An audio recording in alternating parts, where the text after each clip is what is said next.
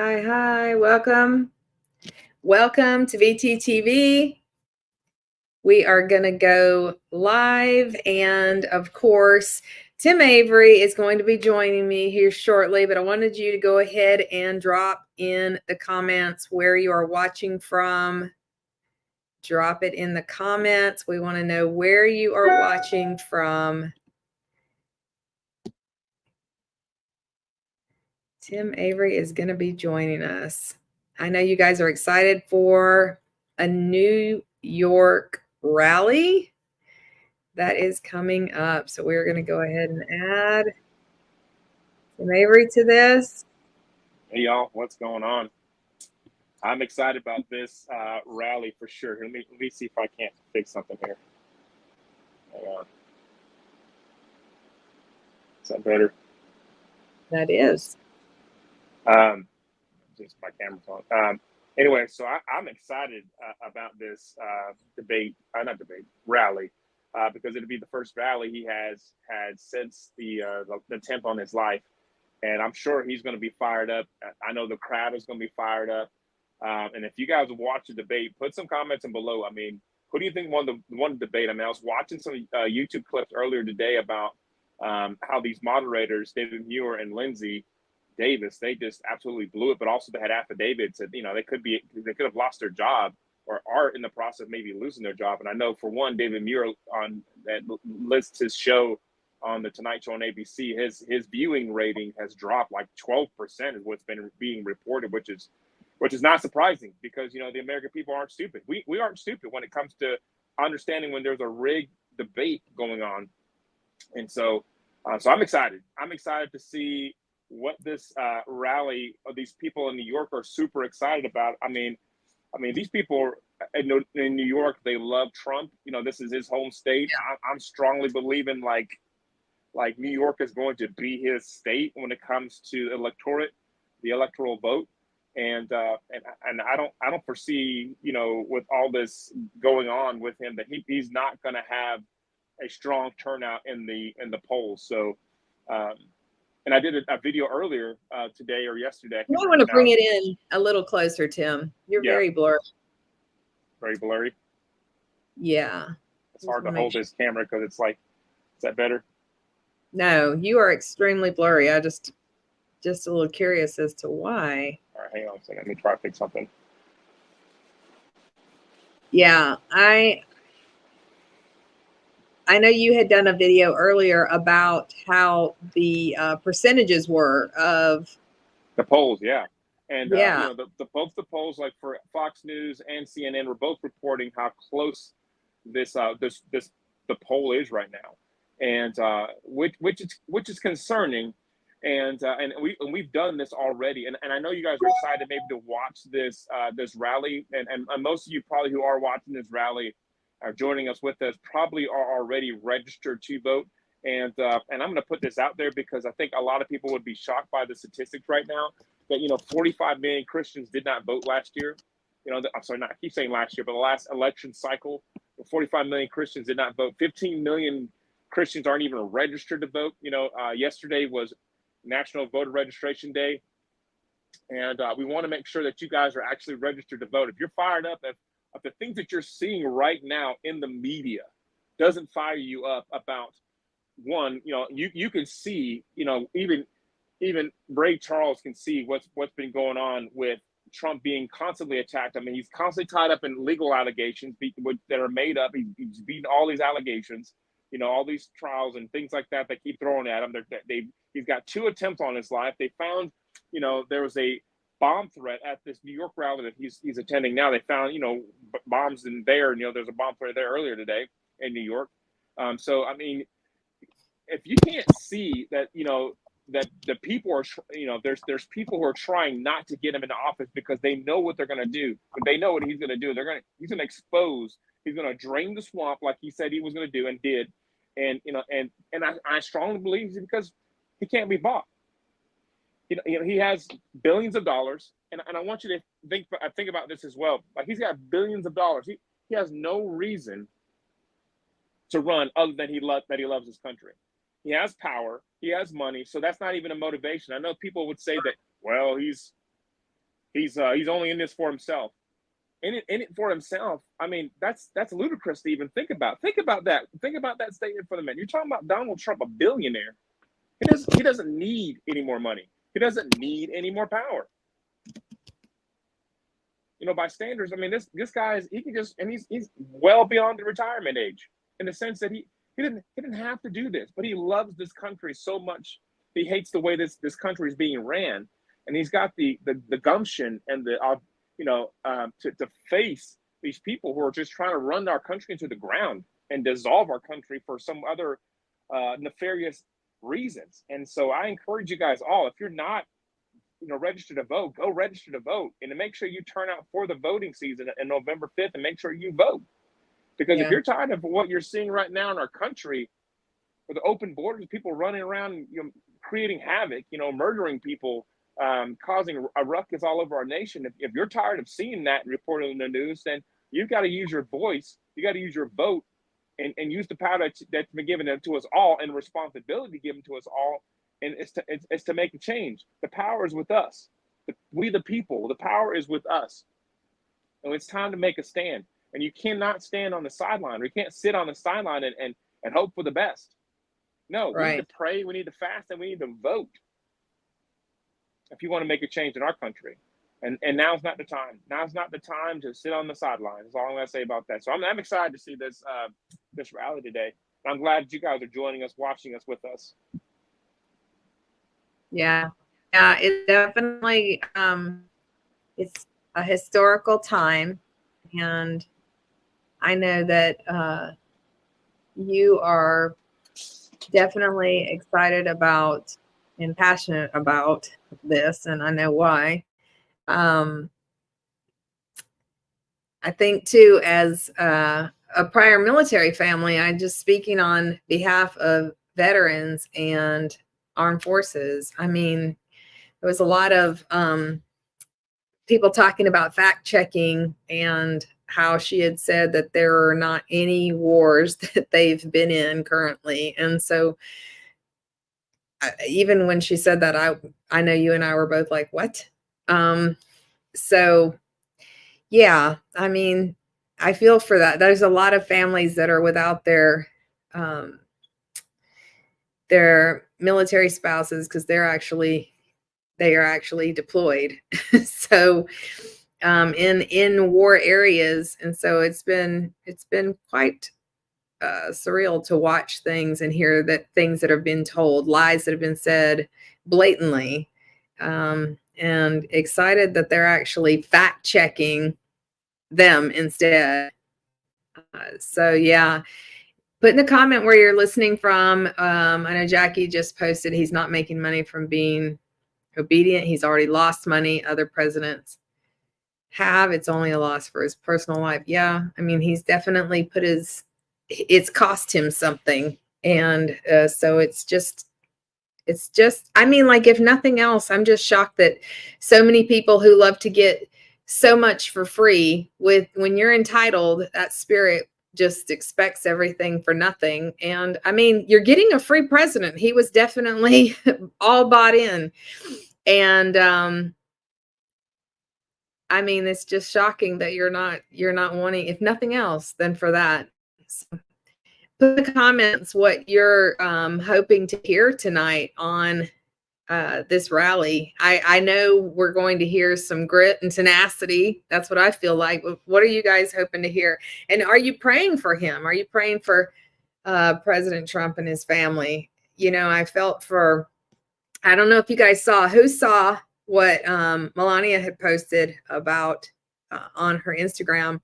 I think it was she posted it today. It was pretty powerful. She's been, just imagine. I know as a military wife, I can just imagine when Tim got sent off, but just imagine what she's feeling every time she watches him step on a stage like we're about to. So are you guys praying for them? Let us know where you're watching in the comment.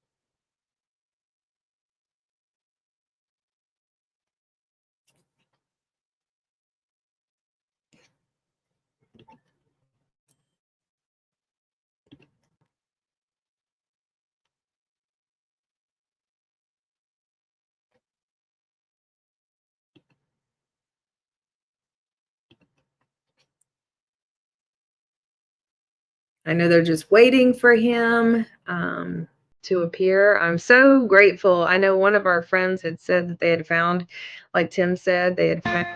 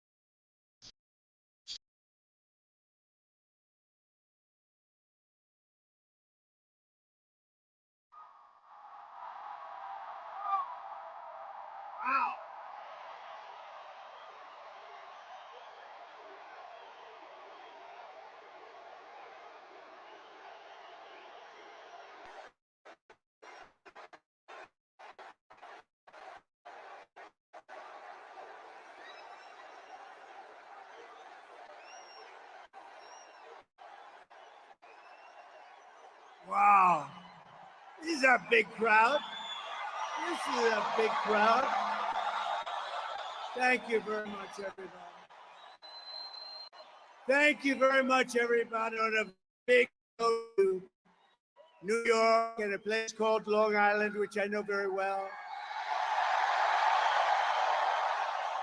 And I'm thrilled to be back in the state I love with thousands of proud, patriotic New Yorkers who are really the heart and soul of America. We know that. And the reason I'm here is because it hasn't been done in many decades. It hasn't been done for a long time, but we are going to win New York.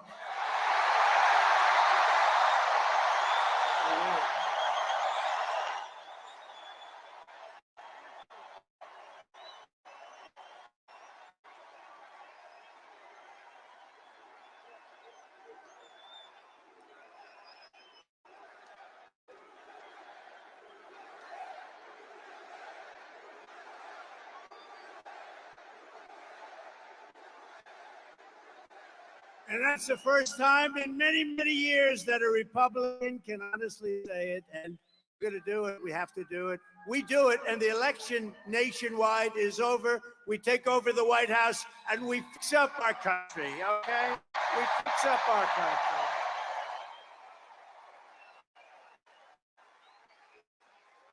So as you know, 3 days ago, there was yet another assassination attempt on my life. I didn't know I was going to say that.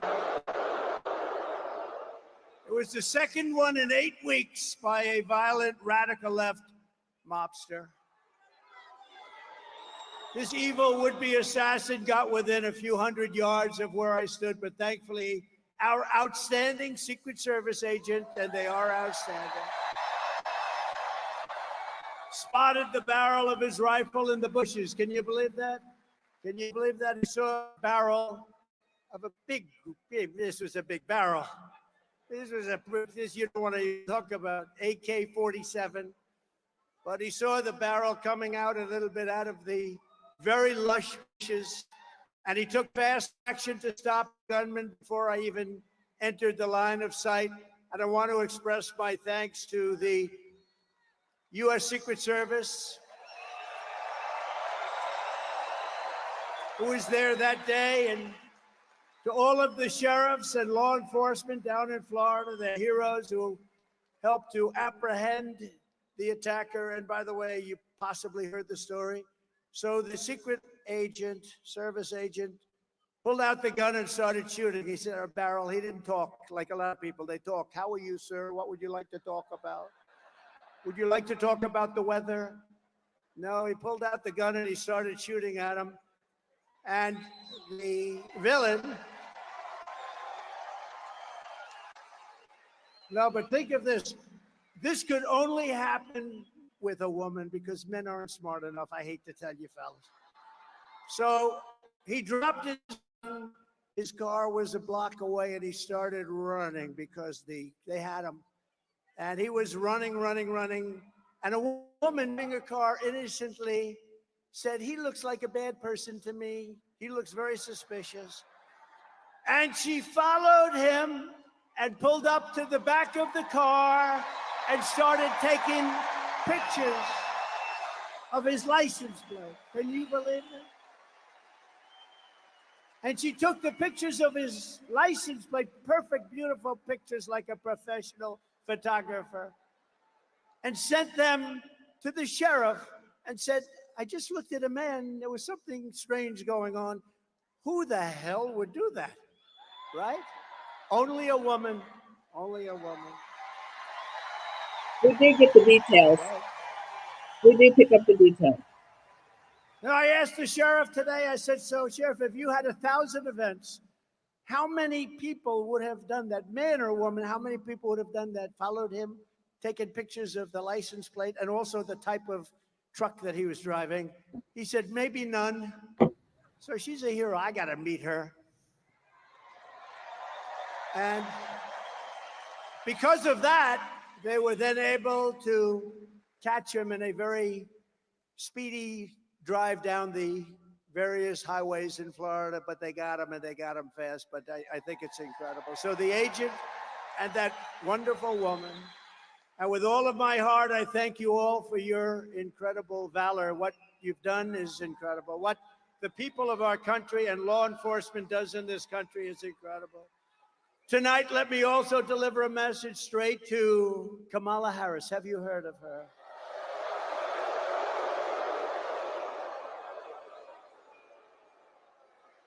Who, by the way, was just rated by far the most liberal senator in the U.S. Senate, more so even further left than Bernie Sanders and Pocahontas. Pocahontas. She's more so. Elizabeth Warren, she's more left than Bernie Sanders or Elizabeth Warren. Let me also deliver a message straight to Kamala Harris, the radical left Democrat politicians, and the fake news media. Look how many are there.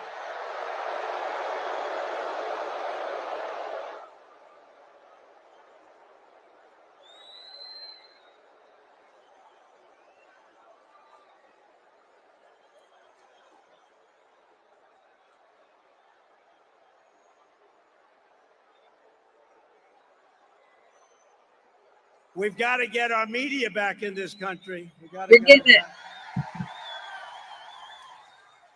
Not gonna. It's a new day. But the message is, it's time to stop the lies, stop the hoaxes, stop the smears, stop the lawfare or the fake lawsuits against me, and stop claiming your opponents will turn America into a dictatorship. Give me a break.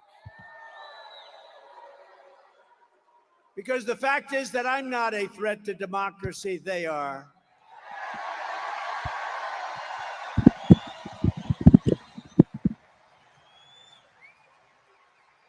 They're doing things in politics that have never been done before in the history of our country. And worst of all, with their open borders and bad elections, they have made us into a third world nation, something which nobody thought was even possible. Americans deserve a campaign based on the issues. We try and keep it on the issues. And God has now spared my life. It must have been God. Thank you. That's what I mean.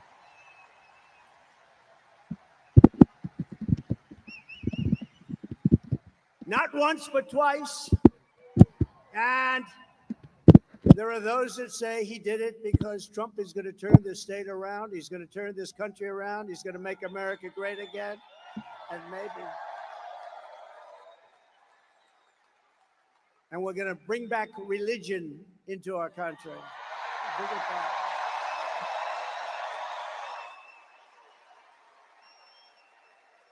These encounters with death have not broken my will. They have really given me a much bigger and stronger mission. They've only hardened my resolve to use my time on earth to make America great again, for all Americans, to put America first. Going to put America first. Earlier today, I was honored to receive the endorsement of the rank and file membership of the Teamsters. I love the Teamsters. They delivered all that concrete for those buildings I built in New York. They delivered the big, heavy, those beautiful trucks you've ever seen. They delivered the concrete in all those buildings I built in New York. But, you know, this hasn't happened in so many decades. We won the overwhelming majority of the local chapters and the members, and as a result, the national organization has refused to endorse the Democrat candidate for the first time in many, many decades. And I also want to thank Teamsters President Sean O'Brien, an amazing man, and all of the incredible rank and file Teamsters across the country, because this was a surprise. It's automatic. They endorse the Democrats, automatic for many, many decades. But you know what? They said, they looked at her, they said, we're not going there. I'm sorry. These are tough people. And together we will secure our borders. We will protect our workers. We will defend our jobs. We will rebuild our country with American skill and American pride and American labor.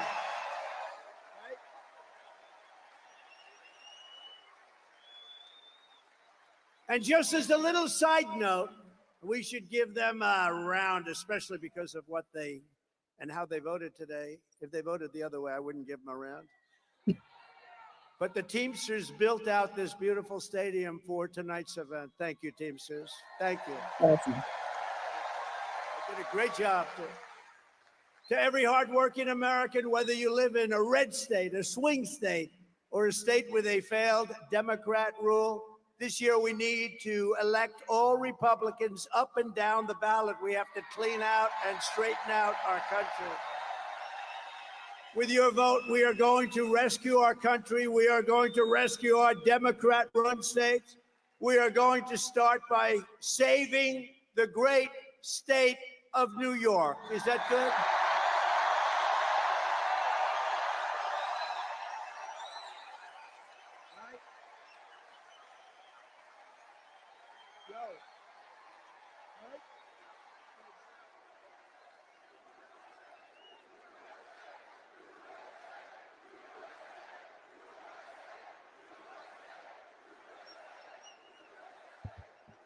When I told some people in Washington, yeah, I'm going up to New York, we're doing a campaign speech, they said, what do you mean New York? You can't ever, nobody can win. Republicans can't win. I said, I can win New York and we can win New York. We're going to win New York. And if you vote for me, I'm going to reduce your taxes, reduce your crime, and reduce your levels of stress. You have a lot of stress.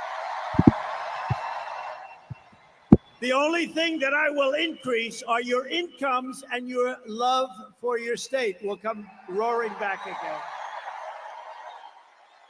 Throughout American history, from generation to generation, New York has always set the standard for American life, and they have. It's been a high standard, too. Our cities were the center of business, arts, culture, our streets, ports, waterways, and they were the arteries of American commerce. They were absolute arteries. And our towns like Uniondale, Levittown, Hicksville, Huntington, These were great, great towns where you grew up and you loved and you stayed.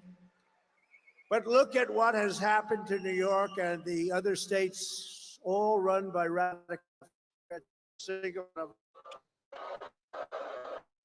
Our heavy industries have exported overseas, and our middle class has been eviscerated. Right here at home, been eviscerated. Housing costs are out of control. Inflation has cost a typical family $28,000. Think of it, in less than 4 years, $28,000. And we filthy encampments. We have horrible, disgusting, dangerous, filthy encampments of junkies and homeless people living in places that our children used to play Little League baseball, which they don't get to play very much anymore, do they? Over the past 3 years in New York City, there has been a 29% increase in robbery, a 36% increase in felony assault, a 42% increase in grand larceny, a 75% increase in carjackings. Did you buy a nice car lately? Well, 200 police officers leave the NYPD, New York's finest. I always say, I knew it well. New York's finest. They leave every single incredible people. They're incredible people. The trains and subways are squalid and unsafe. The median of our highway, all those medians, they spend all that money, they're falling down, they're rotting.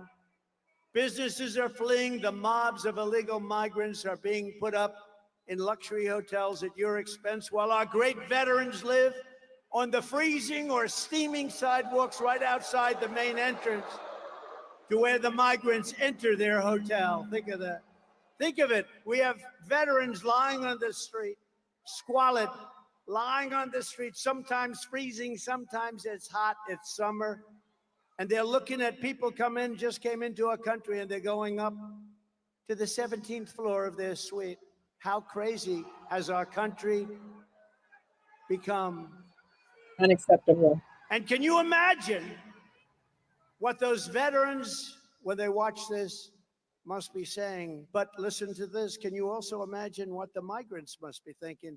They're saying, can you believe this? We just came from a place, in many cases, they were in prisons, and now they're living in hotel suites while our veterans are living on the street. Crazy.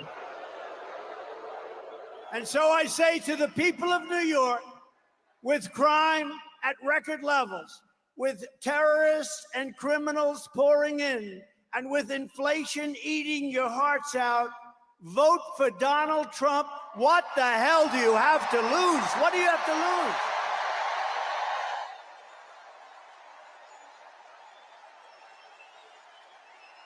Trump. It's a Trump year.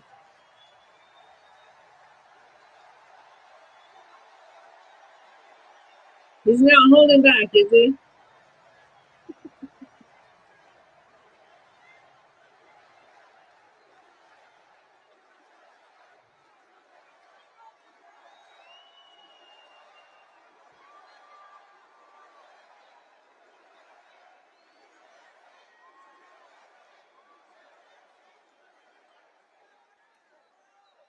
What do you have to lose? Think of it. What the hell do you have to lose?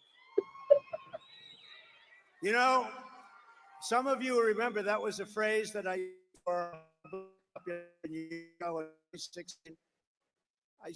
with the worst housing conditions, the worst education, the worst this, the worst that, the most crime. I went through 12 different things, and it wasn't on the sheets. And I'm saying, boy, that's really terrible. And I said, and I was at like 2%, not too good. And I said to the black population gathered in front of me, vote for Trump. What the hell do you have to lose? I said that same thing. And you know what happened?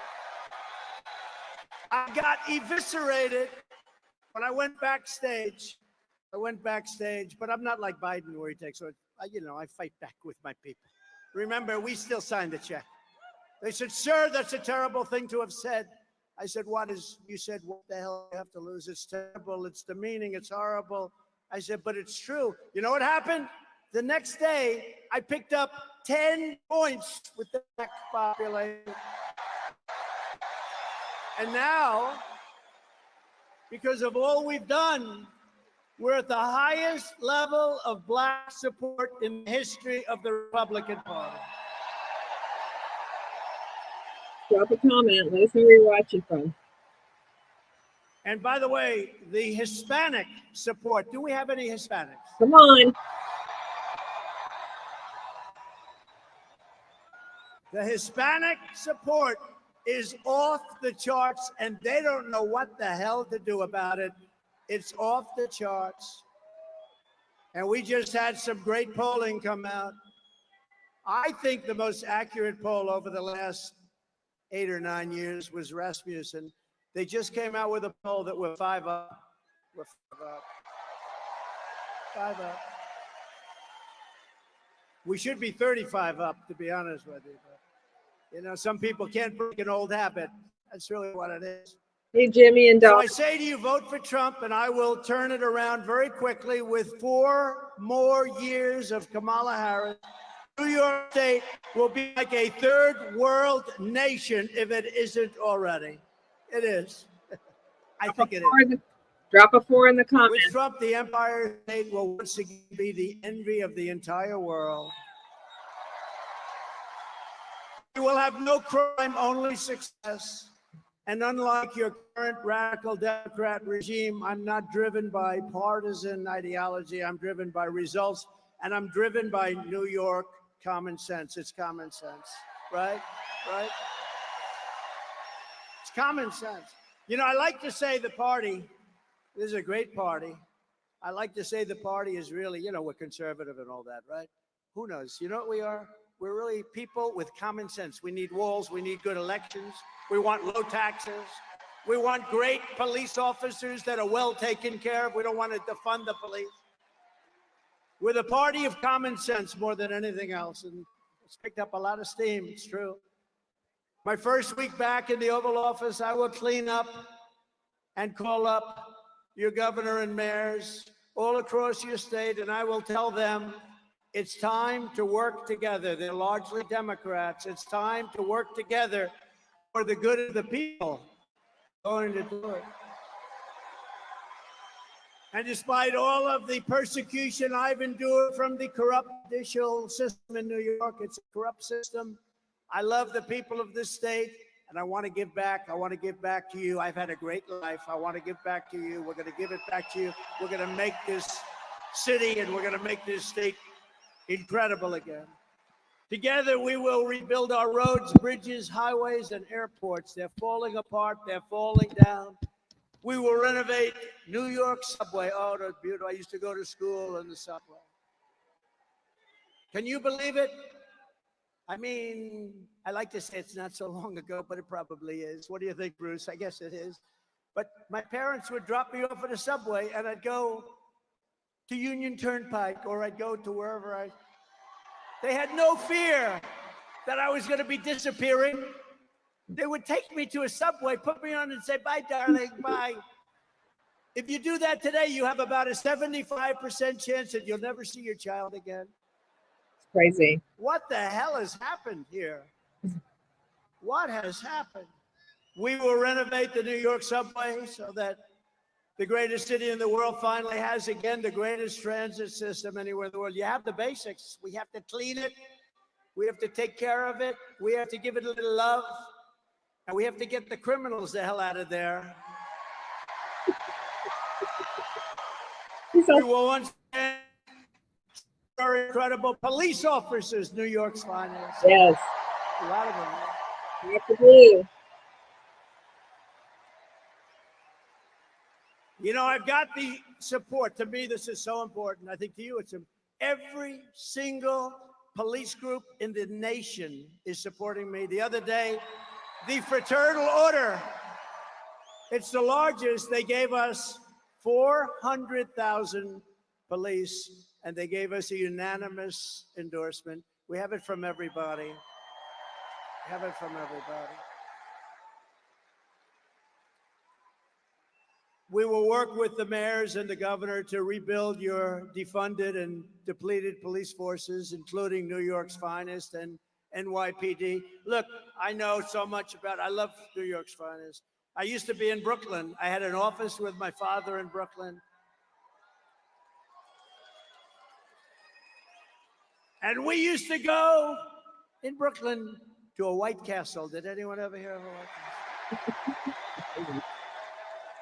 Castle? Hey, And my father would say, no, that's the best place. Only 12 cents a hamburger. Remember? 12 cents. Bruce, we had Bruce. How good is Bruce? Bruce Blakeman, one of the greats. He won in an upset. You know, this is a Republican. He ran a couple of times. You couldn't beat this hoax of Democrats. He ended up winning. He's done such a good job. He's now unbeatable. They don't even run anybody against him. Great. Great. Really great. We got a lot of them. Joe Cairo's here. Joe, are we going to win, Joe? What do you think? Joe Cairo. Don't mess with Joe, right, Joe? We love you, man. Your family's great, too. But I will stop the Kamala crime wave, and we will do everything we can. We're going to get these violent criminals behind bars. We're going to get them out of our country. We're going to take them back to the country from which they came. A few months ago, I visited with the grieving family of a New York City police officer, Jonathan Diller. You know Jonathan Diller? I was hoping his family could be with us. He was just 31 years old, gunned down during a traffic stop by a vicious thug, leaving behind his incredible wife, Stephanie, and family, their one-year-old son. What a son. And it's, are you here? Are they here? They could be here. Is Stephanie here? Because, you know, it was a bond, and she was so great, and I think she's here. It's hard when you have 19,000 people.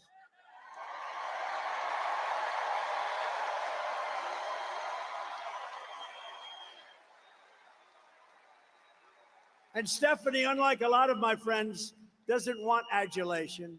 Honestly, what she wants more than she wants her husband back. That's what she wants. can't even She imagine. doesn't want adulation. I have other friends. You'd find them. I have other friends. If you said their name, they'd be jumping up. Here I am. Here I am. Stephanie doesn't want that. What a great family. What a great family, and what a great guy he was. The criminal charge was savagely murdering Officer Diller, was previously arrested by the NYPD 21 times, right? 21 times, Bruce. And the accomplice driving the car had been arrested 14 times, but he was actually much worse. He was more vicious. 14 times, but he was actually far more vicious.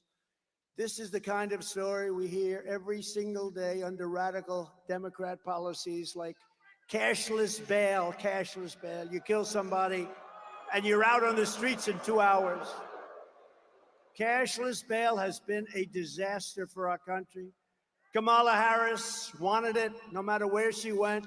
She boasted about being the leader of the movement of cashless bail, just like she led the effort to defund the police. You know, she was the leader of the effort to defund the police, and now she's running for president. But a little while ago, like everything else, no fracking, no this, no, she changed her mind. Now she says she likes the police. She can't say love, but she says like. She's made a lot of progress, but you know the first thing that would happen is she will go to defunding the police, if that's even possible to think about. But when I get back into the Oval Office, the madness ends and the law and order is going to return to our country.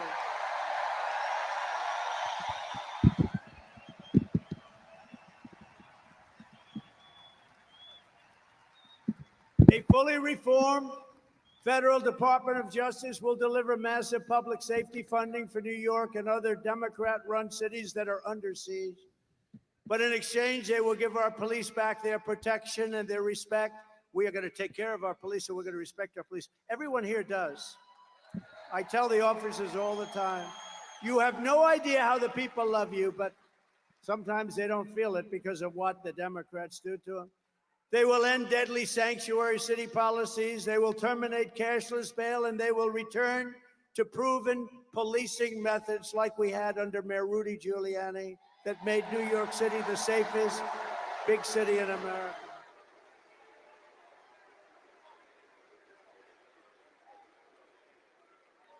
Simultaneously, we are going to make life in New York State affordable again. Little word, affordable. A vote for Kamala Harris is a vote for 4 more years of job losses. Look at what's happening. Businesses that are fleeing, money draining out of your state, and hundreds of thousands of illegal migrants sucking your public resources dry. You know, I've always heard for 20 years, I've heard that New York City has no money, and yet they're going to spend $3 billion on illegal migrants, and they're not getting it from the federal government. You wonder, they never had money, but they have $3 billion to take care of people that came into our country illegally. Doesn't make sense. Mm-hmm. But under the Trump economic plan, we will cut your energy prices in half within 12 months. Half, because we have more liquid gold under our feet and we don't use it. We go to places like Venezuela when we have more than Russia. We have more than Saudi Arabia. You remember I got Anwar approved in Alaska. It's the biggest site anywhere in the world, probably bigger than Saudi Arabia, bigger than Russia. And what did they do? In the first week in office, Ronald Reagan tried so hard he couldn't get it. I got it. The biggest site in the world, Alaska. And in the first week in office, they terminated it. We'll have it back very quickly, I promise you that. We will rapidly defeat inflation. We're going to bring your prices down. All they're doing is they've cut it, but you're up 55 or 60%. People that used to live a nice life 4 years ago, they can't afford an apple. A woman, they showed a picture of a woman the other day. I said, boy, that's sad. That should never happen to her. She went to the counter, the cashier. She had 3 apples. And when she was standing with the cashier, she realized she didn't have enough money for one of the apples. And she took the apple, brought it back, and she bought 2 apples. That shouldn't be happening in our country. That shouldn't be happening in our country. We will cut interest rates, cut insurance costs, and insurance is horrible. And massively, we will cut your taxes again. I gave you the largest tax cut in the history of our country. And we have some to go. Kamala Harris, as you look at her plan, will give you very simply the largest tax hike in American history. She's going to lift your taxes. This is the only person I've ever seen, and Biden too. They announced that they're going to raise your taxes, and it's supposed to be good politically. I don't think so. I don't know. I've never seen that, Anthony, before, where they say they're going to raise your taxes. They're going to raise your taxes. Vote for me, I'm going to raise your taxes. Can you believe it? I made a mistake. I shouldn't have done that, because the news will say, vote for me, I'm going to raise it. They're going to say, they're going to attribute it to me. I can't do that. I told our great First Lady I will not be sarcastic anymore. When you joke or when you're sarcastic, the fake news will take a story like that. I'll say, I never said I was going to raise your taxes. Yes. Vote for me, I'll raise your taxes. Kiddingly. These people are the worst. When I imitated Joe Biden because he couldn't get off the stage. So I'd imitate him because he couldn't find the stairs. He'd look around. He finished the speech the speech would last maybe 3 minutes, maybe a little less than that. And then he'd want to get off the stage, and it'd always go like this. But you remember, we're not running against him. We're running against somebody who's actually much worse. Ready? And he'd go like this. And then he'd walk in a different direction. It was the weirdest thing. And Secret Service did a great job. They'd come up in the stage and they'd pull him out. Like today, we have 4 or 5 stairs. You always have 4, 5, 6 stairs. The more it's government owned, the more stairs you have. But you always have a lot. So I said to our great First Lady, who can draw a crowd? Did you watch me tonight on television, First Lady? People love our First Lady out there. Absolutely.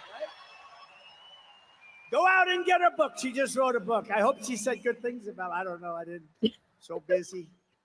She just wrote a book called Melania. Go out and buy it. It's great. And if she says bad things about me, I'll call you all up and I'll say, don't buy it. Get rid of it. No, but she said to me, I said, baby, did you see the crowd? We had 18,000 people. We could have filled it up 3 or 4 times. Bruce Blakeman said to me, if we went to a stadium or a park, we would have had 100,000 people or more. So I'd call up my wife and I'd say, baby, who could draw crowds? Nobody can draw crowds like me. Nobody, not even close. I'm the greatest of all time, maybe greater even than Elvis, because Elvis had a guitar. I don't have a guitar. Elvis had a guitar. I don't have the privilege of a guitar. But I'd say, baby, who could do it like me? Nobody can do it like me. How great am I? And she'd say, I'd say, how great was the speech? Not how good, how great was it? And she'd say, it was good, but your hair looked terrible tonight. Or the worst ever. So I said, how good was it, First Lady? And she said, it was good, but you couldn't find your way off the stage. I was imitating Biden, and they said I did it. I couldn't find my way off the stage. No, so you can't be sarcastic. Sarcasm with the media doesn't work, okay? It doesn't. So I've given up about 90% of it. I got all my friends here. Anthony, stand up. Anthony Lomangino, one of the greats of all time. He said, I have a big business problem. What? I have too much cash. I don't know what to do with it. I said, I've heard of worse problems than that, Anthony, right? He's doing good. He's a great man, great businessman, and a great person. Kamala wants income tax hikes, small business tax hikes, capital gains tax hike. How about the capital gains? She wants a tax, unrealized capital gain. That means she wants to give you a capital gain, even if you have stock. She wants to give you a capital gain, even if you didn't sell it. I know a lot of people, they're very rich, but they don't have cash. They're rich, but they don't have cash. A lot of them, it's like that. Farmers are like that. They have great land, great everything. They make income, but they don't have cash. And you know what I did for farmers and small business in the tax hike? And nobody talks about this. I got rid of the estate tax, or the death tax, as they would call it. Hey, Rich. So that when you die and you pass it on to your children who you love, if you don't love your children, then it's not going to do you any good. And there are those. Does anybody in this incredible arena, they did a nice job, by the way, fixing it. I remember the old one. Does anybody in this incredible arena not love their children? Who in the arena is rich and will not leave their money to their kids? Because if that's the case, then what they did for you doesn't mean anything. Do I have any hands? Come on. 20,000 people and I have no hands. Okay, who wants to leave their money to their kids? That's good. Well, in the old days, you'd leave the money to the kids, and what would happen? The kids would have to go out and borrow money. They'd lose everything. They had to borrow money from a bank at a high rate of interest. Now they don't have to do that anymore. Now you can leave your farm, you can leave your small business to your kids, but Kamala wants to end that. She wants to end it. She wants to raise your tax to a level that nobody's ever heard of before, and it's crazy. We will go in to a depression. I thought this was a wise guy coming up. This guy, I thought, I'm getting ready. I'm going like this. I got a little bit of a yip problem here, right? That was amazing. I was all ready to start duking it out. I felt like my man in the front row here. Stand up, will you please? This is the toughest man. You know him? Do you all know? I'm going to introduce you later so you can sit. He's the toughest guy. If somebody walked on the stage, he wouldn't be afraid. He would already be attacking the poor guy. Yeah, that was interesting, wasn't it? It's the first time that's ever happened, I think. Is he new to the game? I think so. By contrast, I will cut taxes for families, small businesses, and workers, including restoring the SALT deduction, saving thousands of dollars for residents of New York, Pennsylvania, New Jersey, and other high-cost states. I'm going to restore salt. Jobs and factories will pour back into New York. I know how to do it better than anybody's ever known how to do it, and we can do it so easily. Wages will soar, the cost of living will fall, and I will deliver the greatest economy in the history of the world to our country, and one of the greatest economies in the history of New York State.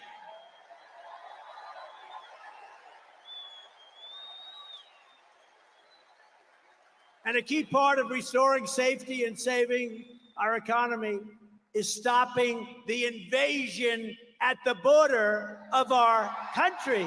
It's crazy. Under border czar Kamala Harris, you know, she was the border czar until she started looking at this situation, until the coup. I say until the coup because there was a coup. But she was the border czar. Now she said, I was never the border czar. You know what? Give her that. But she was in charge of the border. And the border is the worst run border in the history of the world. There's never been a border like this. 21 million people, illegal aliens are coming in from all over the world, from prisons and jails, from mental institutions and insane asylums. Many tourists are coming in just to watch. Did you ever see this? You have tourists that line up to take pictures of it. They usually turn out to be the fake news, and the pictures are so bad they never show it. You know, the fake news never, ever talks about it, but we have massive numbers of terrorists coming in to our country. You have everybody coming in. We have people that can't speak the language. The great Tom Homan told me the other day, great guy, central casting guy, great guy. He told me the other day, last month, they figured it out for the last 12 months, 168 different countries came in, represented, and came into our country. Most people don't even know you have that many countries. You actually have over 200, but most people don't know. But I want to be known as one thing. In 2016, I probably won because of the border. I did a great job. I cleaned it up, and the border was good. Yeah. And in 2020, even though I got millions and millions more votes, they said, sir, if you get the same number of votes as you did in 2016, 63 million, sir, you cannot lose. I got millions more, and I lost.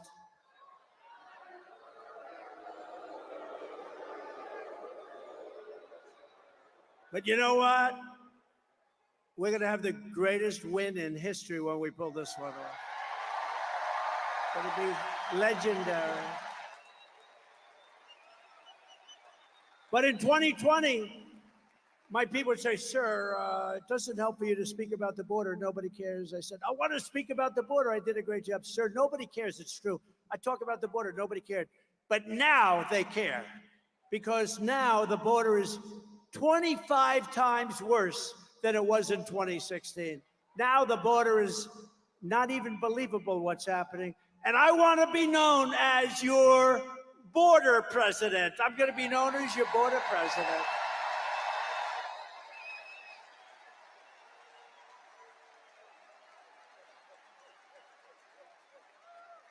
And Kamala will be known as your invasion president. Just let them all come in. Let them all come in. Now, we got to save our country. Our country's going down. If you look at what's happening with the Venezuelans taking over, I mean, they're taking over large pieces of real estate in Colorado, and you have a Democrat governor who's petrified of them. He's afraid. I've never seen anything like it, and he doesn't want to talk about it. They've taken over your buildings and your land. You got to do something about it. That wouldn't happen with Bruce Blakeman, I can tell you right now.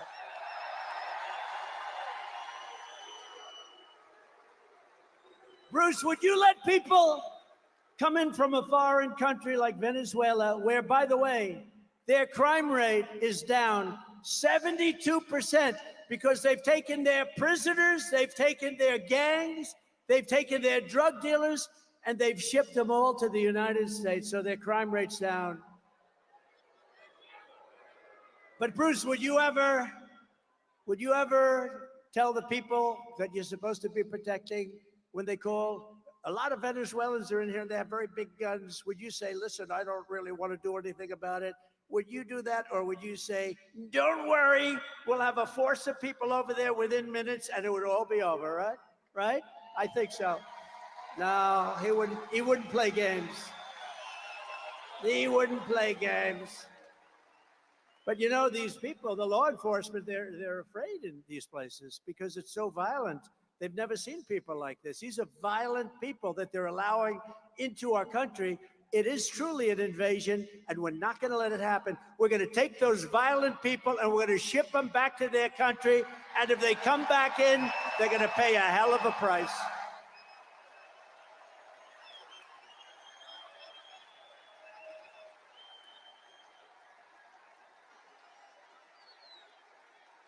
Thank you. We have no choice. We have no choice. It's not like, you know, this is not sustainable by any country. This is not sustainable. How about in Springfield, Ohio? They had 32,000. This is a little beautiful town. No crime, no problem. 32,000 illegal immigrants come into the town, 32. So they almost doubled their population in a period of a few weeks. Can you believe it? And you know what? They've got to get much tougher. I'm going to go there in the next 2 weeks. I'm going to Springfield and I'm going to Aurora. You may never see me again, but that's okay. Got to do what I got to do. Whatever happened to Trump? Well, he never got out of Springfield. I'm leading in Ohio by like 15 points, a lot. And we're going to take care of Ohio, and we're going to take care of Colorado, and we're going to take care of every single state in the union. They're all under siege. A lot of people don't talk about. But think of this. So the mayor of Springfield, and I think he's a very nice person, but instead of saying we're getting them all out, we're getting them out. He says very simply, we're hiring teachers to teach them English. Can you believe it? We are hiring interpreters. So when they go to school and take the place of our children in school, we have an interpreter. Each one will have a private interpreter. What the hell is wrong with our country? No. We're getting them out of our country. They came in illegally. They're destroying our country. We're getting them out. They're going to be brought back to the country from which they came. I will protect our country. I will protect our country. Think of it. She will surrender our country. That's what they're doing. They still refuse to acknowledge that these people have to be taken out. And you start with the stone cold killers, the murderers, the drug dealers. You get them out, and you tell them if they ever come back, big trouble. But let me tell you what you really do. Some of them are so bad you can't take the chance of sending them out because they'll come back. You lock them up, and they're going to be there for a long time. And when they know that, you'll see a whole big difference. As you know, here on Long Island, the open borders policies of Kamala Harris, and it were really her policies, and the communist left, I call it the communist left, have been importing MS-13 gang members by the thousands. I don't know what it is about Long Island, but you know, I took thousands and thousands of gang members out. Do you remember the story? Remember, I came into the presidency and MS-13 was on my mind because I saw that in Long Island, two beautiful young girls were walking to school. They were 16 years old, and an MS-13 gang of deviants grabbed the girls and sliced them up into pieces, not with guns. They didn't want guns. They killed the two girls. They sliced them into little pieces. And I never forgot that. And then I found out that things like that are happening all over, wherever they are. MS-13, the worst gang anywhere. The only thing good about that is they make our gangs look like very nice people, I want to tell you. These are the worst people. They're animals. And Nancy Pelosi said, you shouldn't call people animals. That's not appropriate. They're animals. That's the philosophy. And I said, I got to the White House, and I said, they have a lot in Ohio, a lot in every state. And I said, I want MS-13 out of here. They come from various places, a little bit south of Mexico. They come from Mexico too. And I said, what I want you to do is I want to bring them out. And the general said, sir, I'm sorry, sir.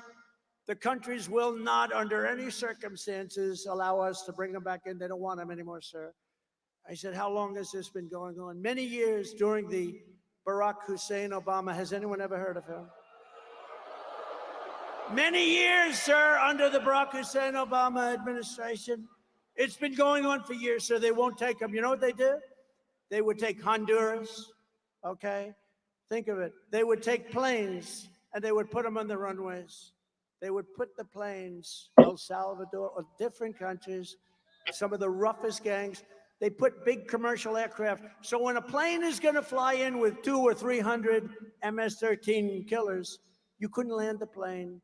They said, sir, we can't get them back. All of the bus routes are blocked. We can't get the buses in. And when they know a plane is coming, they put planes on the runway. Sir, we won't be able to do it. I said, I think you will. How much money do we pay them for? Economic development of the dictator's house.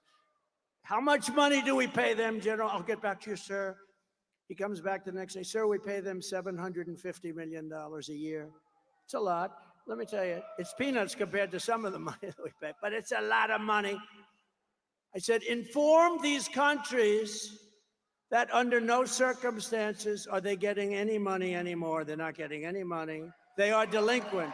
They're not allowing us to bring back people that they force into our country through caravans. So they informed them, and the next day I get to the Oval Office nice and early, and I get calls from 3 particular countries separately. Sir, there seems to be a problem or a misunderstanding. I said, yeah, there is a misunderstanding. You're not taking your MS-13 people that you sent into our country. You're not taking them back. And I'm going to not give any money to your country forever. You're never getting 10 cents. And in all cases, they said something to the effect, sir, it is so bad that I didn't know about this. I wish I would have known about it. We would love to take MS-13 back into our country. We love them very much. We will take them back, sir. And that day, that afternoon, we started bringing them out of our country by the thousands and thousands and thousands.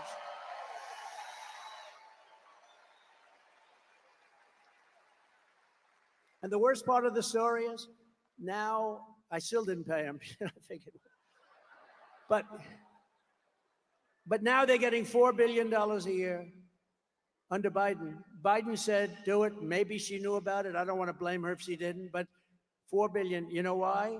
Because he wants them to create a beautiful environment so that they say that that's not going to happen. Okay, the money's going to be stolen all over the place. So instead of 750, it's now at $4 billion. An estimated 75% of arrests in Midtown Manhattan and over 60% of arrests in Queens are now illegal aliens. Congratulations. Congratulations. And you know this. In Queens a few months ago, an illegal alien released by Kamala Harris, she was in charge of the border, approached 2 13-year-old children with a machete in broad daylight, forced them into the woods, tied them together by the wrists and raped them, injured them terribly, very badly. You know about it. In the Bronx, another illegal alien that Kamala Harris set loose into our country approached a 36-year-old woman while pretending to ask for directions. Ma'am, he said, I'd like directions to someplace. Before he wrapped his arms around her throat, pinned her down on a park bench, and raped her all night and beat the hell out of her. And you know what she said? She said, he didn't rape me, he tried to kill me. That was her expression when the police came. And on Coney Island, a place I know well, just weeks ago, 2 migrants, Kamala let in, raped a 46-year-old woman with a knife to her throat. She was badly, badly beaten, probably going to live. For every New Yorker being terrorized by this wave of migrant crime, and I've been talking about migrant crime for 5 years, I said, if you let them in, it's going to be hell. They are vicious, violent criminals that are being let into our country. They're people that their countries who are very smart, they don't want them. That's why all over the world, a lot of people coming from jails out of the Congo in Africa.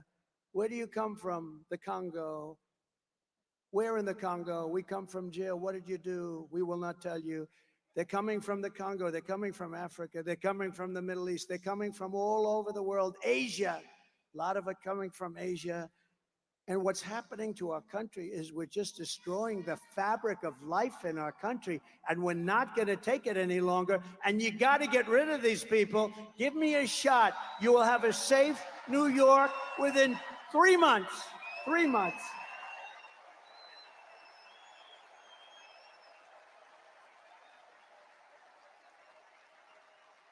For every New Yorker being terrorized by this wave of migrant crime, November 5th will be your liberation day. It's going to be liberation because you are living like hell. You're living a life like hell. I will launch a special task force of elite federal law enforcement people, many of whom I already know, that are tough, and charge them with crushing the MS-13 remnants. You know, the problem is I got them out and now they come back in. They just walk back in like there's nothing to it. But eliminating MS-13 in every foreign gang and organized criminal network opening up on American soil. They're coming in by the millions, by the hundreds. They're coming in by the millions. Think of it. Probably 21 million people. That's probably a low number. We can do all of this and more, but patriotic New Yorkers must get your asses out to vote. Gotta get up. Gotta get up. Harry, get up, Harry. Harry, get your fat ass out of the couch. You're going to vote for Trump today, Harry. Get up, Harry. Come on, let's go. Let's go, Harry.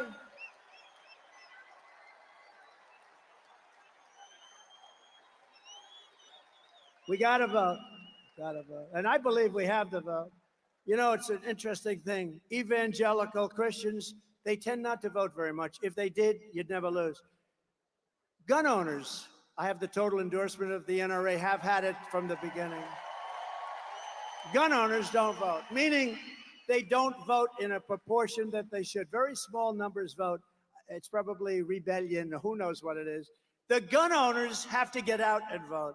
Evangelicals, Christians have to get out and vote. People have to get out. There are some groups that don't vote like they should, and we're going to win.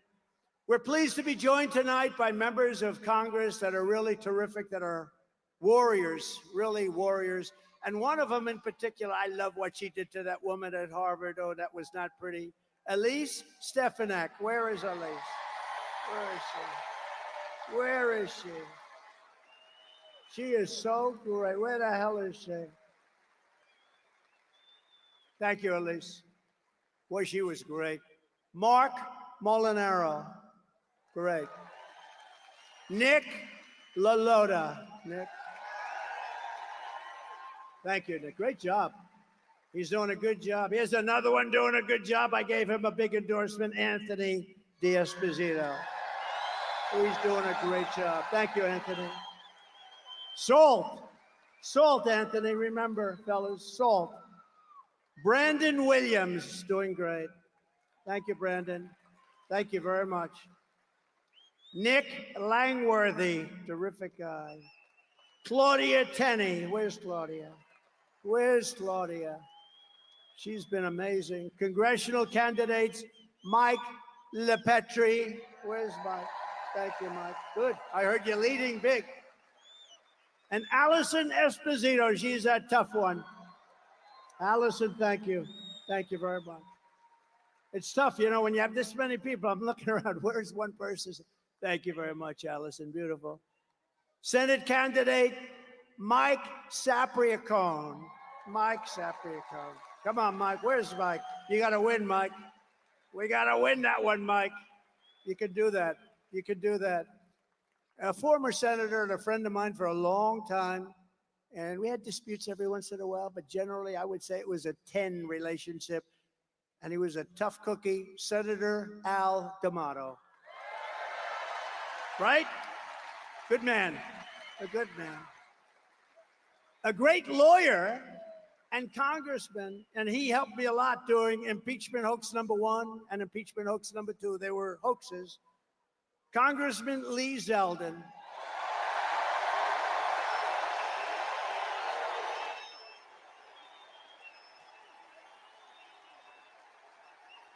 He's great.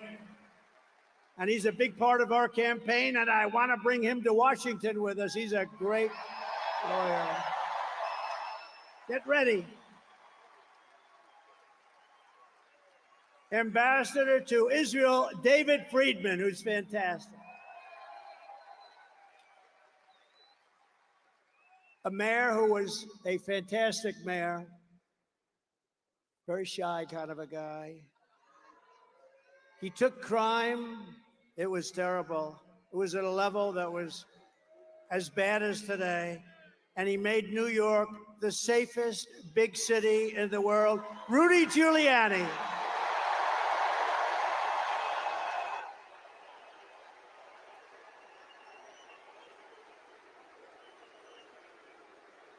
Boy, Rudy, isn't that great? Rudy's awesome. And his son, who happens to be a great golfer. A lot of people say, "Oh, how's Andrew?" Not that good. Julie, thank you. Thank you, Andrew. Good job. And a very beautiful little boy who went through hell. But I brought him some presents. That's why I was late for you today. I brought him presents. I said, "Liam, do you think the crowd of 20,000 plus a lot of people outside, we put up big televisions on the back of the building, but that's not like being here. It's wonderful. Hello out there. I hope you're enjoying it. Big, beautiful screens. We have big screens. Not quite like being in the third row, first row. But Liam Castro is here, and he is a great young man. He's gone through a lot. But he's going to be better soon, right, Liam? And I got him the most beautiful present. Welcome, Nancy. Well, those numbers are unbelievable.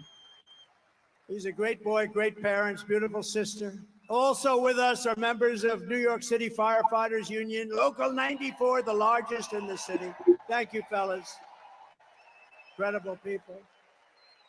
And in their honor, I'm on. And I think this is a big deal, because in your honor, I am announcing tonight that as president, I will officially make the Ground Zero site at the World Trade Center a national monument, protected and maintained by the United States government, so that hallowed ground and the memory of those who perished there will be preserved for all time, preserved forever.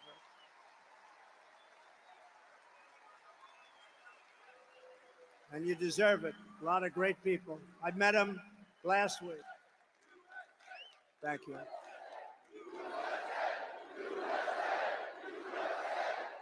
Thank you. Well, and I met him last week with the ceremony, and it was a beautiful ceremony, and met a lot of fantastic people. The New Yorkers who created the 9/11 National Memorial and Museum really did an amazing job, didn't they? And many of them are here today, and I want to thank them.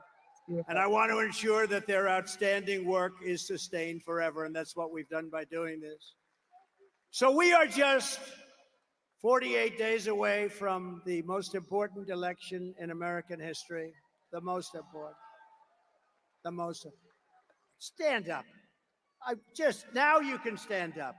They didn't put your name down. Turn around. Who is he? Name him. He took care of business, right? It's my man. Good.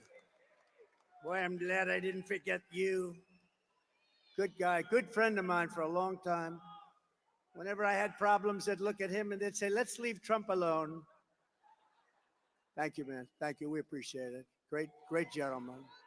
Kamala Harris is for wide open borders with terrorists and criminals pouring into our country, more inflation, even higher than the last 4 years, which was a record. She wants to pack the Supreme Court. Think of that one.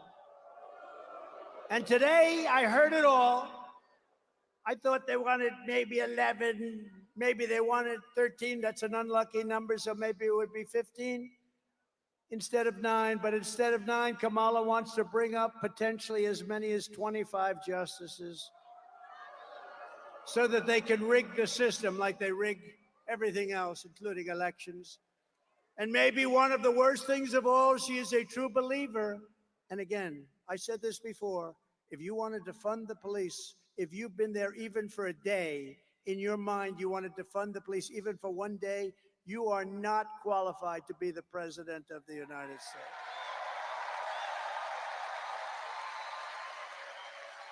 Because anybody who wants to defund the police, we can't have it. We can't have it. It'll go down. It'll go down. We're not going to let our country fail. It's too great. And you know what? If we don't win this election, it's very possible we'll never have another chance. We have to do it. You have to get out. You have to vote. But Kamala vowed to abolish ICE. She supports free health care for illegal aliens. How about that one? You don't get free health care.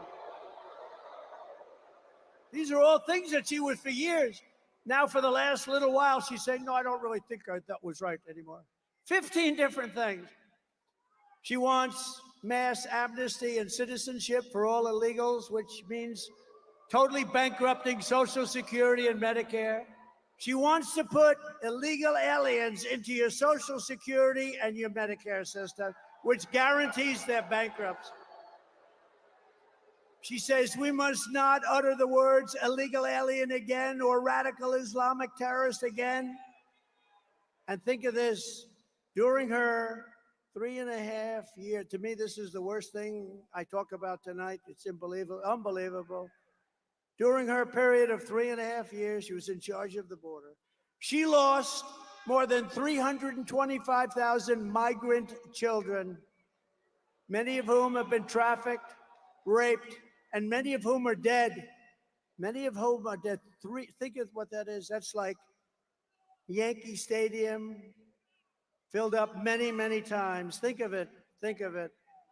As California Attorney General, she redefined child sex trafficking, assault with a deadly weapon, and rape of an unconscious person. I'd never heard of this. Rape of a very unconscious person as totally nonviolent crimes.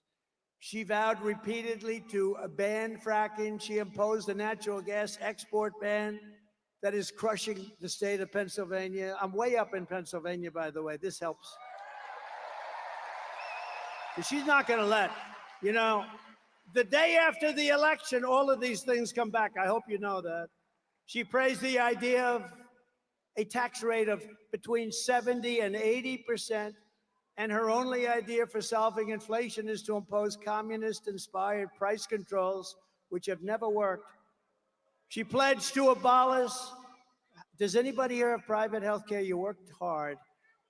She wants to abolish anybody that's worked hard and made some money. Private health care, no more private health care, and force everyone into a socialist government-run health care with high taxes and deadly wait times. And she even endorsed free sex change operations for illegal aliens in detention, all at taxpayer expense. Now think of that one. They come into the country illegally and they say, I want to change my sex. Oh, that's okay. She's totally in favor of it. I'm sure she'll deny it now, but that's what she is. In 2021, Joe Biden tasked Kamala Harris with bringing broadband to rural America. Rural America was dying for it and gave her $42 billion to do the job. 3 years later, right now, not a single home has been connected to broadband. Everyone's saying, what happened to the money? $42 billion, not one home. And in the Midwest, you read this, in the Midwest, they built 8 charging stations. That's like a gas pump with electricity, right? 8. They spent $9 billion to build 8 charging stations. Other than that, it really works well. I will end the electric mandate on cars immediately. And I have to say this, look, Elon Musk is great. He's a great guy. And he makes a great car. And as strong as I am on this, because I think they're incredible, but it's limited. Some people want them and some people love them. I think they're incredible. And he makes a great product, maybe the best product I hear. And he understands this. Some people have to go far distances. Some people don't want the additional cost. Some people don't want their car built in China. Electric cars will be built in China. I'm going to bring back the auto industry. We're going to have gasoline-powered cars. We're going to have hybrids. We're going to have electric cars. We're going to have everything. The new one is hydrogen. I heard about that the other day. Hydrogen. There's one little problem. If it blows up, you're dead. It's great until one day there's a little bit of a problem, Anthony, and it blows up. And when that happens, it's not a pretty picture.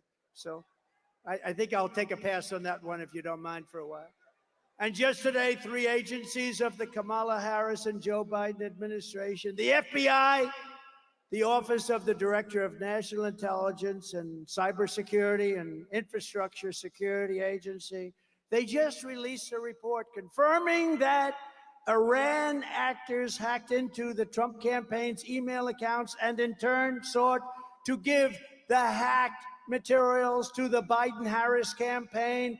They gave them all of the materials because Biden is working with Iran, and Iran doesn't exactly like me because they were ready to make a deal, except we had an election that was rigged and stolen.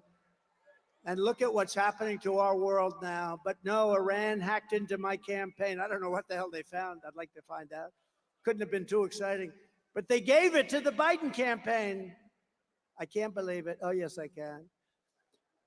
But this is really foreign election interference. This is real election interference, not the phony crap that they've been trying to pin on me with Russia, Russia, Russia for years. Whatever happened to Russia, Russia, Russia? Remember the 51 intelligence agents? They said, no, no, the laptop from hell, it's Russia. No, it was Hunter.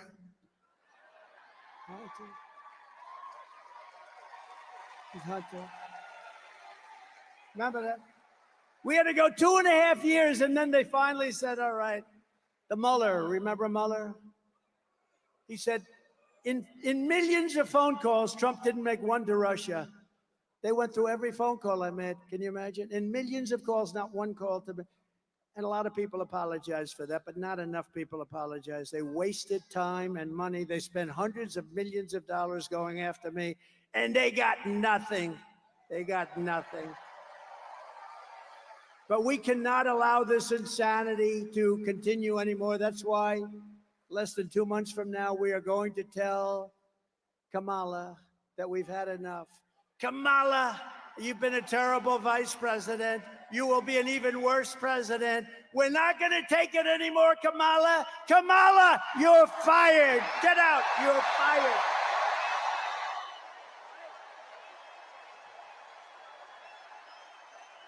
Fired. We're not going to take it anymore, Kamala. Drop it in the comment.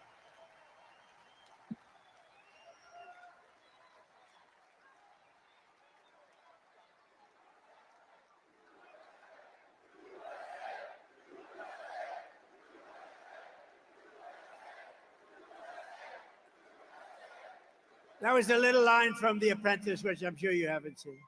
What a great show. Was The Apprentice good or what? From the moment we take back the White House from Kamala Harris, I believe we are going to have the 4 greatest years in the history of our country.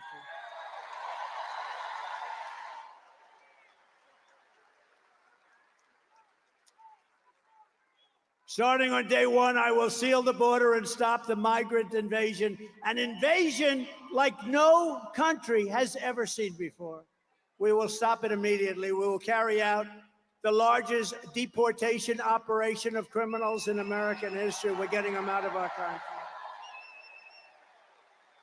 We will make America the dominant energy producer in the world by far. We have more than anybody else.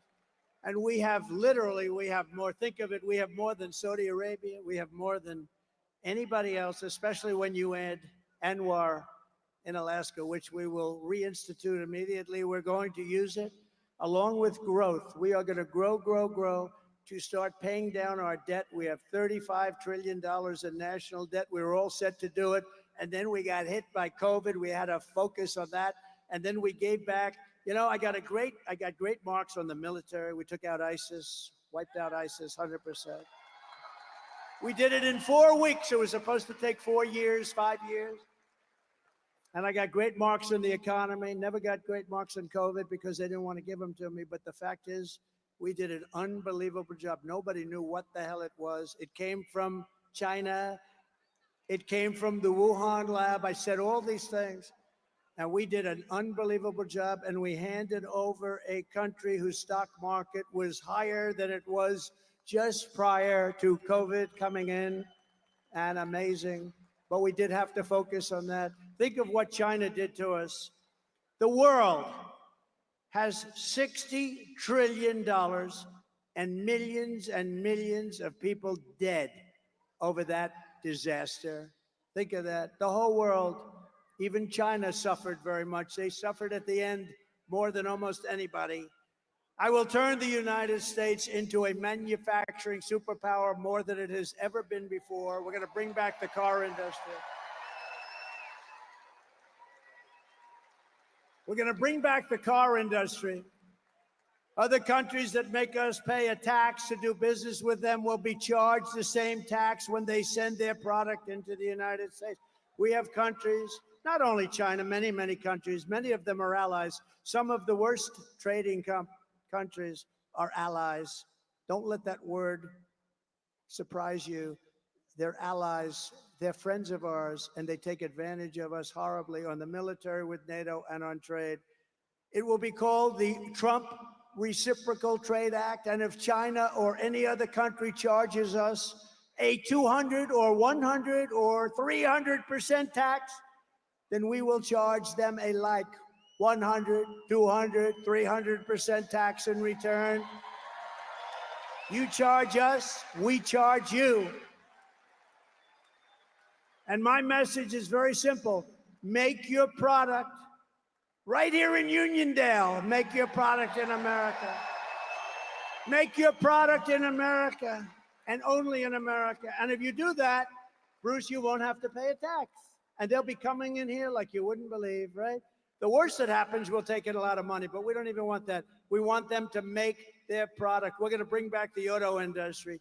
Right now, China is building some of the largest auto plants in the world, and they're building them in Mexico. And they think they're going to build these massive plants, literally the biggest in the world. They're going to make millions of cars and sell them without tax across our border. We will put a tariff on all of those cars to a point where they won't be able to sell them, because we want them to build their plants in the United States and hire many of the people in this audience, and that's what's going to happen.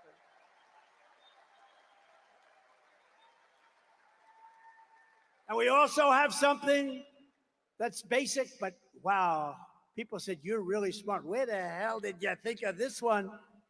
No tax on tips. So if you're a waitress, a caddy, a driver, but maybe better, no tax on overtime.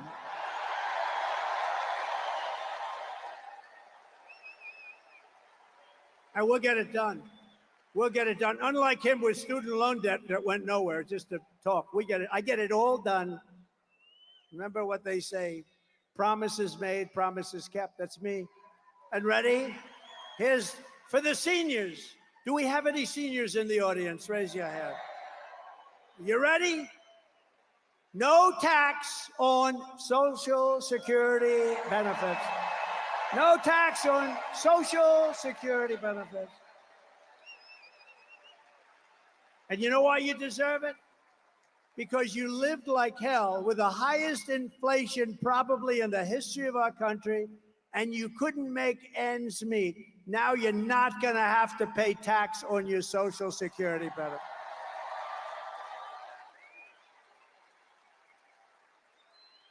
And I will always protect Social Security and Medicare, and they won't. They're going to destroy it. They're putting the migrants all over the place, including there.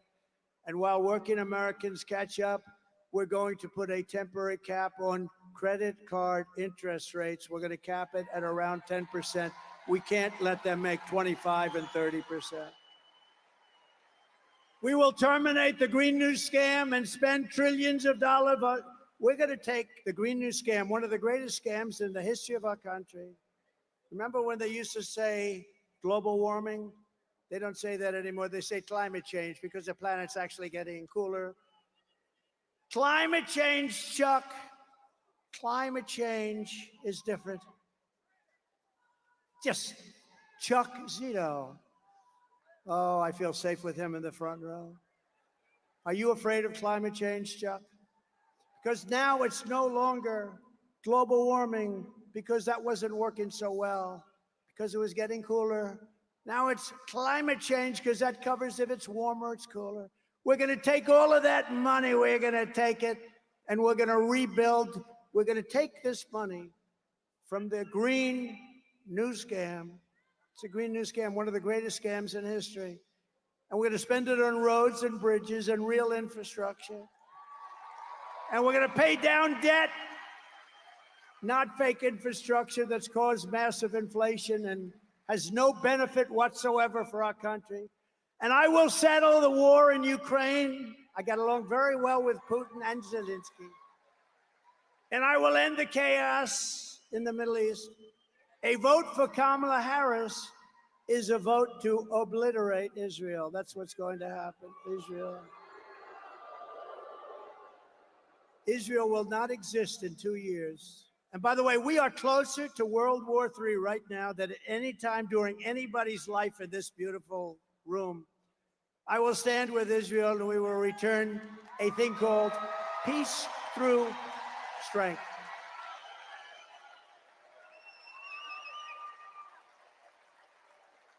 And we're going to get it settled. We're going to get it done. We're going to get it done. We're not going to have war in the Middle East. We're not going to have war with Russia and Ukraine. You know, when I was there, we didn't have any war other than ISIS. I finished them off. We knocked out al-Baghdadi, the founder of ISIS. Think of that. We knocked them off. It was supposed to take 4 to 5 years. I did it in 4 weeks. General Raisin Cain, what's your name? Cain, sir, what's your first name? Well, they call me Raisin. I said, your name is Raisin Cain. That's the general I was looking. He did it in 4 weeks. The Russian attack on Ukraine and the October 7th attack on Israel would never have happened if I was president, would never have happened. Think of what the world would be, and think of what our nation would be with no Russia-Ukraine war, no October 7th disaster in Israel and the Middle East. It's inflamed right now. It's inflamed like nobody's seen it for 50 years. No inflation and energy dominance. That's what it would have, energy dominance. We'd have no inflation. We wouldn't have either the Middle East or the Russia, Ukraine. What a different world it would be, wouldn't it be? Oh, we can't let them cheat on elections anymore. We can't let it out. We will rebuild our cities, including Washington, D.C., making them safe, clean, and beautiful again. Right now, we have a capital that when you go down there, you have a damn good chance of being hurt, mugged, something. And we will keep the U.S. dollar as the world's reserve currency. We're losing that, but I'll keep it. I'll keep it. China wants to take it over, and if that happened to us, that would be like losing a war. That would be the biggest thing. That would make us a third world country. We will keep our dollar as the reserve currency. Remember, I said it, and it will be easy. It'll be easy. But this is how we will end the era of inflation, mayhem, misery under Kamala and Crooked Joe, and unleash safety, prosperity, and peace for Americans of every race, religion, color, and creed. That's what we're going to do. Together, we will deliver low taxes, low regulations, low energy costs, low interest rates, low inflation, so that everyone can afford groceries, a car, and a home. Very simple. Right?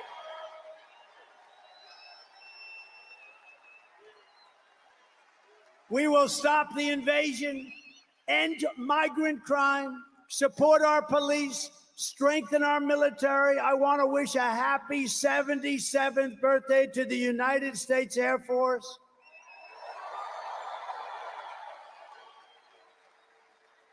And if you remember, I created Space Force, which was the last since Air Force, which will soon be 5 years old. Space Force has turned out to be very important. We will build a missile defense shield around our country. keep critical race theory and transgender insanity out of our schools, and we will keep men out of women's sports.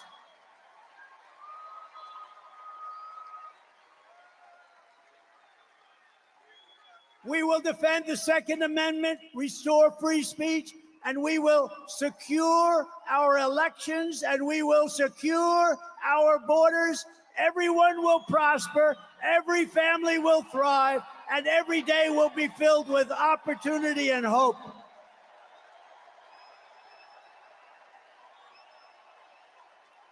But for that to happen, we must defeat Kamala Harris and the crooked Democrats, and we must stop her country-destroying liberal agenda once and for all.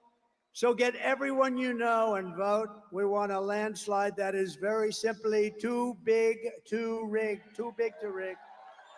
Right, Bruce? Too big to rig. Joe, too big to rig. Too big to rig, Joe. I think we can do that, too. On November 5th, we will save our economy. We will rescue our middle class. We will reclaim our sovereignty and restore our borders.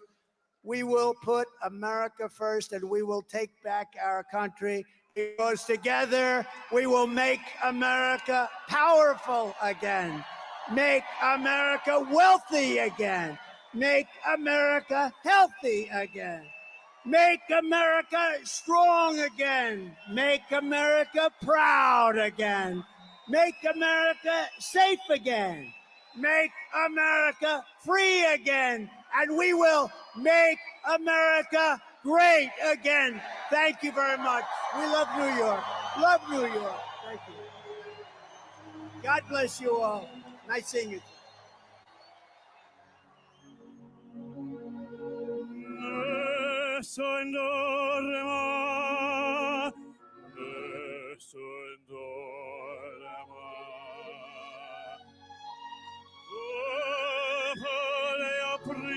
It's amazing to see this. Mute this. I like to hear you guys' comments on this as we kind of transition. I want to hear what you guys' thoughts are on this. This rally that's happening in New York. Do you feel like Trump's got the support in New York to actually make the electoral vote when it comes to voting day? And I want to make sure that you guys realize that, you know, that there's 45 million Christians. I've said this probably 100 times already, but I want to make sure that everybody who's watching this hears this, that there's 45 million Christians who sat on the bench last electoral cycle and did not vote, didn't vote at all. You know, and then there's 15 million Christians who have not registered to vote. You know, yesterday was National Voter Registration Day, and I want you guys to understand that, like, this election season is very critical to our country. And I encourage you guys, if you haven't voted, you know, or you haven't registered to vote, please make sure that you're registered to vote. You know, your people, your circle of influence, your neighbors, you know, I would ask them, you know, hey, did you register to vote? Are you registered to vote? And make sure that they are registered to vote. And it's easy. You can do it online. You just go down to your local county office, get registered. It's a simple process. Make sure you get registered to vote and be ready, because if you're tired of what you're seeing right now in our country with these stories in Colorado, stories in Ohio, of all these immigrants coming in and just running amok in our country right now, if you're tired of seeing that in the news, if you're tired of seeing police officers being attacked in this state right here in New York, you know, from illegal immigrants coming in, it's crazy. If you're tired of that, you know, if this is what you want to get away from, then we need a new administration that will run our country in a better way. Now, I just want you guys to think, look at this man, or he's walking off stage. I mean, remember a time when he was running for office. I mean, did we have any of this chaos? I know he had the tail end of, he had the beginning part, I should say, of COVID, but prior to all that stuff, was our country better off when he was running it? If you could profoundly say yes, then it's simple to what your vote, you're going to be voting for next season. And so I encourage you guys to make sure that you're registered to vote, make sure your family's registered to vote if they're of age to vote, make sure your work colleagues, church friends, make sure anybody in your circle of influence is registered to vote, because that staggering statistic that 45 million people maybe had the notion like, well, my vote's not going to count, so why should I vote anyway? And that's a very dangerous stance to take, especially when our country's in a dire need right now for people to get our country back in line. If you agree that our country needs to be back online, it needs to be back in a state of back online to where our country's ran a lot better, we have better policies set in place that are actually going to help our country, then you need to vote. You need to go and vote, because it's critical right now. This is a critical hour for our country. He said less than 50 days that we're getting down to the wire here, and numbers are showing. And I want to show you guys this. Numbers are showing polls that people are projecting that Kamala Harris is actually a lot closer, or actually leading in some of the polls, which is crazy to believe. But even CNN and Fox News was showing that how close this race is actually in right now as the new numbers were coming out. So I would encourage you guys, this is not the time to just hope the best and not vote for any, because none of these candidates are lined up to us 100% in our biblical values. Now, there might be some things that you may disagree upon with Trump, and there might be some things, there are probably a lot of things that you disagree upon with Kamala Harris's policies, especially with abortion. I want you guys to look at those two candidates. Go to their campaign websites. If you're unsure, if you're undecided and you're watching this and you're looking at Trump and like, I don't know if his policy, go to his website.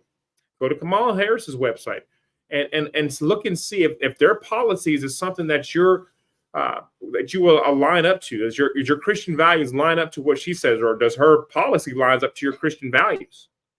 Because if they aren't, that's probably not the person that you need to be voting for. We can't be voting off of, somebody's color of their skin, and their sex, just because, we're a progressive country right now. We're trying to just, put somebody in because of their, because of their race, because of their sex. That's not how we're going to be voting. That's not how you should be voting either. Especially if you're considered a Christian. If you're calling yourself a Christian, you really got to look at these policies. Now, do I agree 100% of everything that Trump says with his policies? Probably not 100%. But is there 90% or 80% of the things that I think that are congruent with Christian values? Yeah, I would say so. And so that's obviously going to be my pick.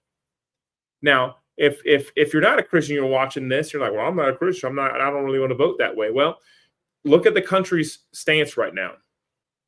Okay. Are you for open borders? Are you for people coming into our country, eating up our tax dollars by them being put up in hotels, getting put onto healthcare? Is that something that you want? Do you want your hard-earned money to go to somebody who doesn't contribute to our tax system? No. If that's not how you want the country to go, then obviously Kamala Harris is not the choice for you. What's your policy on gender ideology? What's your stance there? Should our country pay for sex change operations? Should your tax dollars go for that? Should our tax dollars go for more of this pushing of this alphabet community into our culture, into our society, into our mainstream education? Do you want that? Because if that's what you want, then maybe Kamala Harris is the person that you want to vote for. But if you don't want that, if you don't want men playing in women's sports, if you don't want men going into your daughter's bathrooms or your wife's bathrooms, then you need to vote for Trump. So if you want to take the Christian part out of that, you got to look at their policies. Again, if you're a Second Amendment warrior and you want to make sure you keep your rights and keep your guns, a right to defend yourself, you need to look at Kamala Harris's policies, because she's going for a gun grab. I guarantee you. She wants to put ban on assault weapons. She wants to institute a mandatory gun buyback policy. She says she didn't want to do that in debate, but I guarantee you, if you look at her policies, go to KamalaHarris.com. You look at her policies for gun control, and you'll see that on there. Okay? Don't take my word for it. Go do your research. And that's all I'm asking you guys to do, is go out there and do your own research.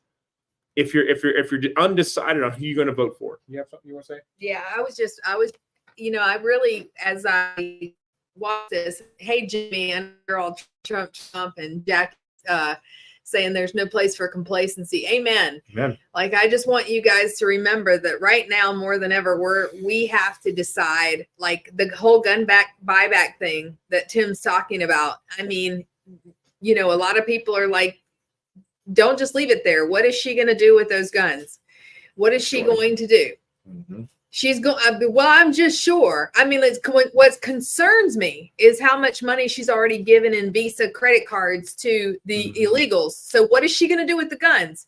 Like, I mean, I've heard of crazier things, her giving so much money to the illegals. I'm concerned she's actually going to try and arm the people that we're actually trying to get out of our nation in the first place if they're not actually coming through correctly vetted.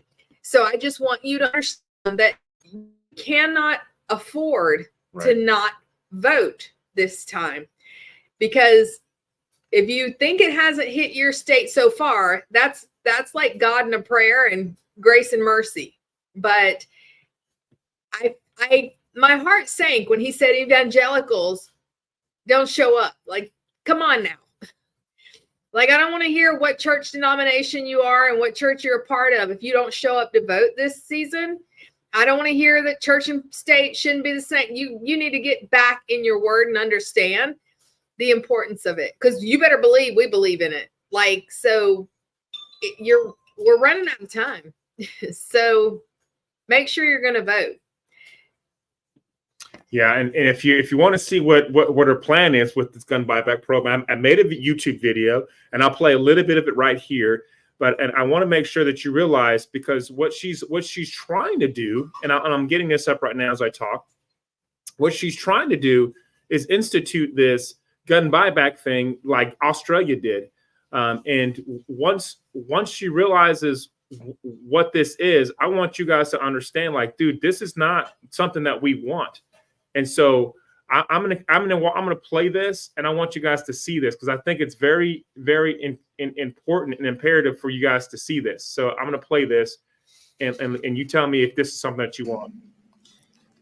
Has terrorized and traumatized so many of our communities in this country.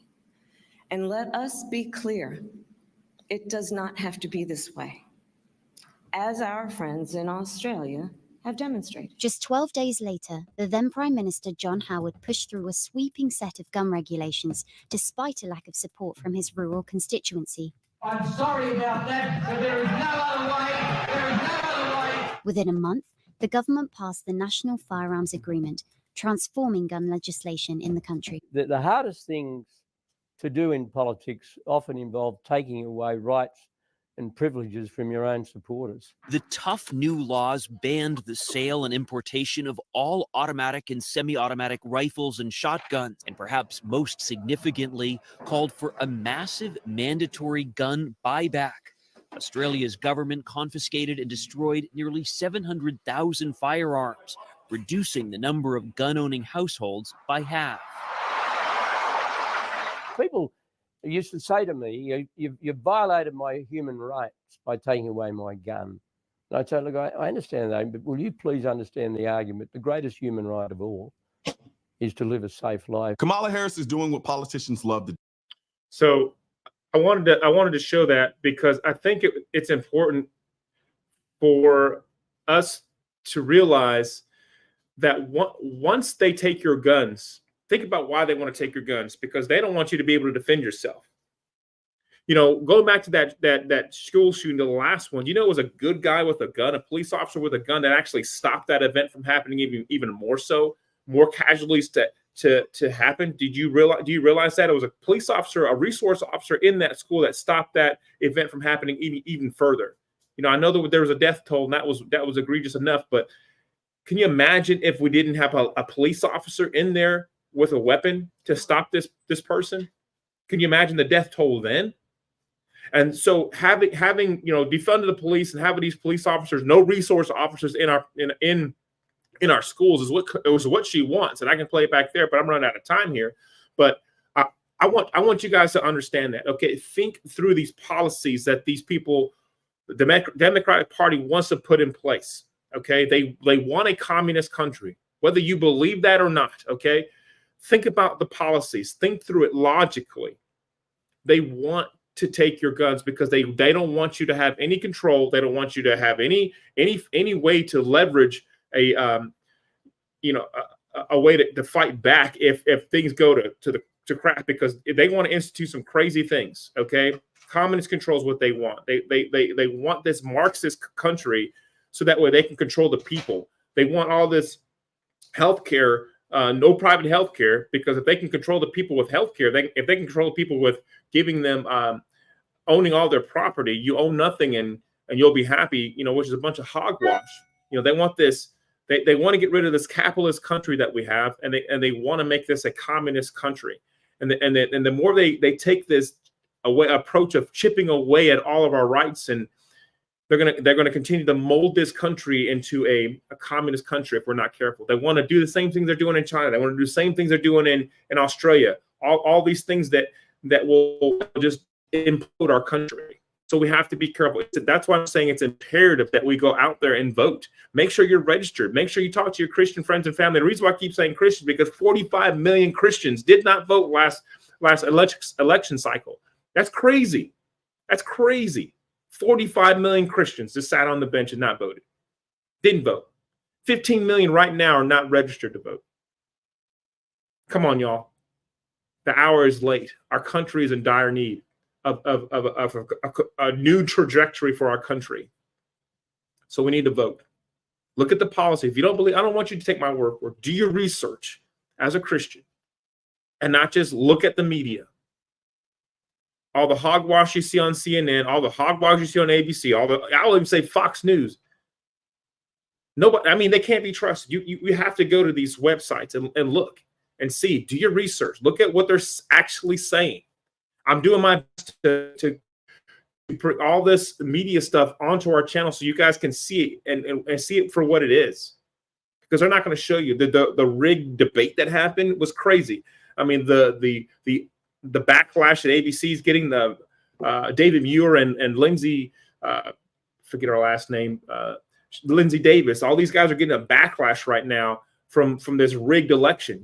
Lindsay Davis was a frat sister or sorority sister of Kamala Harris. Do you think there was a conflict of interest there? Do you think she should even have been a moderator? No. Look, have you read the affidavit? I'll try to do a video on the affidavit that came out after the whole debate. If you want me to do that, put in a comment. Yeah, do that, please. But there's a backlash there. David Muir's ratings for his own Tonight Show on ABC has dropped. 1 million people have dropped. 1 million viewers have dropped out of his viewing for the late show that he does, or the night show, ABC, whatever it is. So they're getting a backlash because they know that American people is not stupid. We're not dumb. Okay. That we saw what we saw was a rigged election. These people are sitting on the fence right now of whether they're going to vote for Kamala or Trump. They realize this is a rigged election. Not an election, but a rigged debate. Totally rigged. I put out a fact check for the gun grab. I put a fact check on the abortion. There's tons of YouTubers. I'm glad that they're doing that on this fact check of all the stuff that has happened in that debate. And look at it. Anyways, I got to get going. Love you guys. Drop in a comment below who you're voting for. Put in a comment below if you're registered to vote and you're ready to vote. And I'll see you guys on the next one. Love you guys. Get some merch at our store, visualtestament.com. Go check out some Trump merch out there. Go look at our store. We got lots of merch, Christian merch, not just some Trump merch, but lots of Christian merch. Go check that out. Love you guys. The comments below. See you guys on the next one.